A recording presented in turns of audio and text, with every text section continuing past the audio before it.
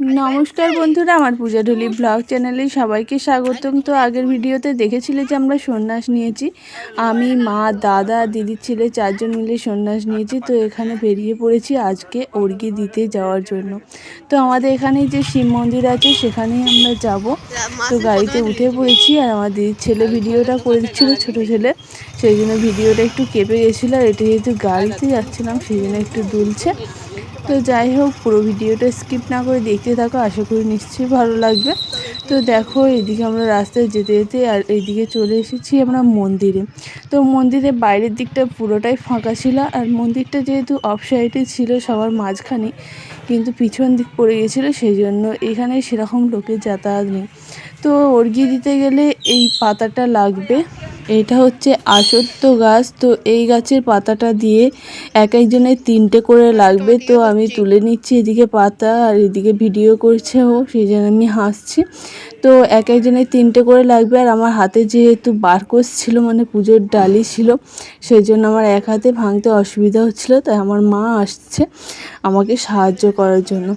তো 4জনের 12টা লাগবে, কিন্তু আমরা বেশি করেই তুলেছিলাম, কারণ কম না নিয়ে যাই ভালো, যেহেতু কাছে আছে এখানে। আর এইদিকে দেখো মন্দিরটা কি সুন্দর লাগছে, নির্জন, আর ভিতরে বাউন ঠাকুর মানে ঠাকুরমশাই এসে গেছে, পুজো করছেন। আরও অনেকেই আছে এখানে যারা অর্ঘ্য দিচ্ছেন। তো আমার মেয়ে এইদিকে দেখতে পাচ্ছ যে ধূপ নিয়ে ঠাকুরকে দেখাচ্ছে। তো ওর এইসব খুব ভালোই লাগে, ও বেশ দেখতে পাচ্ছি খুব সুন্দর বেশ প্রণাম করছে। এই যে আমাদের অর্ঘ্য দেওয়া হয়ে গেছে, আর এদিকে আমার মেয়ে প্রণাম করে নিচ্ছে। এটা হচ্ছে বাইরের মন্দিরে। তো এখানে আরও অন্য ঠাকুরও আছে, এখানে আমরা মনসা ঠাকুরকে প্রণাম করে নিচ্ছি। আর এরপরে আমরা এখানে হয়ে গেলে এরপরে চলে যাব হচ্ছে শীতলা মন্দিরে। তো এখানে শীতলা মন্দির এইদিকে আছে আবার। তো এখানটা এরা সব স্নান করতে যাচ্ছে, এদের এই দিকটাতে হচ্ছে পুকুর টুকুর আছে, হয়তো মাঠ আছে, ওরা ওইদিকে যাচ্ছে, ওই লোক মানে ওনারা। আর এদিকে আমি শীতলা মন্দিরেও একটু প্রণাম করে নিলাম।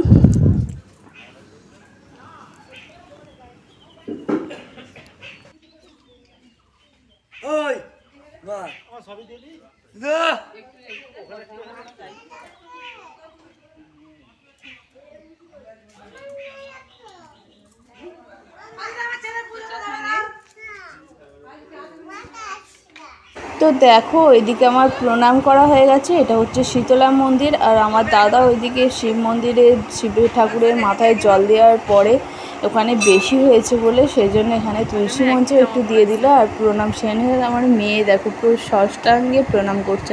তো ওখানে হচ্ছে আমার মেয়ে প্রণাম সেরে নিল, যেখানেই যাচ্ছে সেখানেই প্রণাম, ওকে বলতে লাগে না। তো এইসব ঠাকুর দেবতাকে মনে হয় খুবই ভালোবাসে মন থেকে। তো আমার দাদারও প্রণাম সারা হয়ে গেল, মেয়েও প্রণাম সেরে নিল।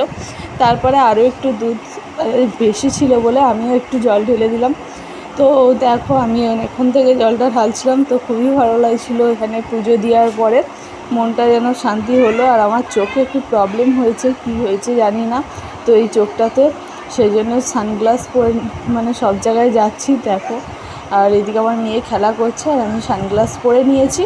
তো চলো এবার বাড়ির দিকে যাওয়া যাক।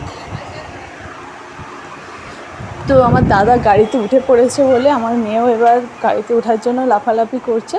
তো তারপরে ওকে গাড়িতে নিয়ে আমরা বাড়ি চলে এসেছিলাম, তারপরে ভিডিও করা হয়নি। আর এটা হচ্ছে রাত্রিরে হবিষ্যি খেতে হয় আমাদেরকে, সেই জন্য হবিষ্যি রান্না করছে মা। 4জনের জন্য 4টে মালসা করতে হয়, তো 4টে মালসায় 2 করে করা হচ্ছে। একই মালসাতে 2জনকে খেতে নেই, সেই জন্য 4জনে 4টে মালসা হচ্ছে।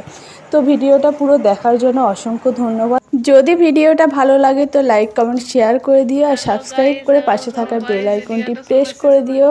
আবার দেখা হবে অন্য কোনো ভিডিওর সাথে। তো আজকের মতো টাটা।